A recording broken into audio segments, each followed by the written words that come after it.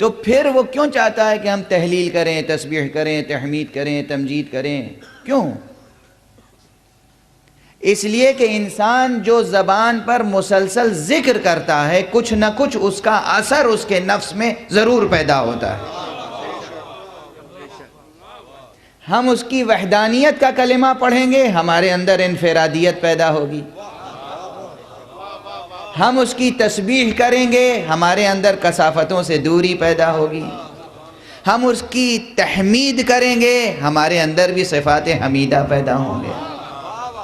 غرض یہ ہے، اسی لیے مقصود کیا ہے؟ تخلقوا باخلاق اللہ، اپنے اندر اخلاق الہیہ پیدا کرو۔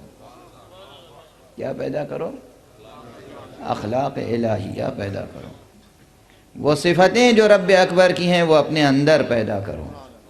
وہ رحیم و رحمان ہے، تم بھی رحمتوں سے پیش آؤ۔ وہ کریم ہے، تمہارے اندر بھی شان کرم ہونی چاہیے۔